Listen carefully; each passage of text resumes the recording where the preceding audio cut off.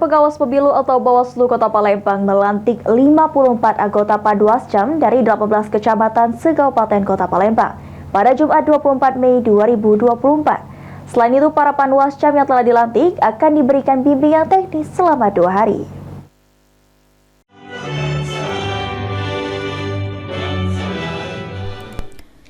Bertempat di Hotel Emilia, Bawaslu Kota Palembang melantik 54 anggota Panwascam dari 18 kecamatan se-Kota Palembang.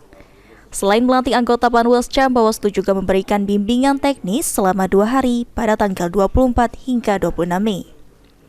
Ketua Bawaslu Kota Palembang, Yusnar, mengatakan setelah dilantik Panwascam akan diberikan bimbingan teknis pengetahuan tentang pilkada serentak tahun 2024, agar pada saat bertugas di kecamatan akan mudah melakukan koordinasi dan juga memiliki pengetahuan tentang pilkada.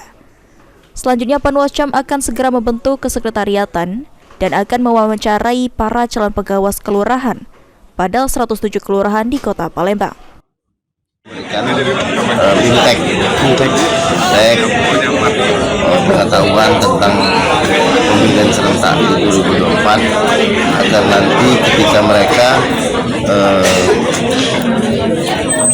sudah berada di kecamatan, mereka akan mudah berkoordinasi dan mempunyai pengetahuan tentang pemilihan kepala daerah. Dan Bimtek ini akan kami selenggarakan.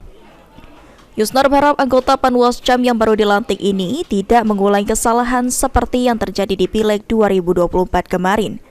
Bawaslu akan selalu melakukan pengawasan dengan cara melakukan Bimtek lainnya. Selain itu, Panwascam harus selalu berkoordinasi dengan Bawaslu ketika sedang bertugas. Ilham Wahyudi, PAL TV.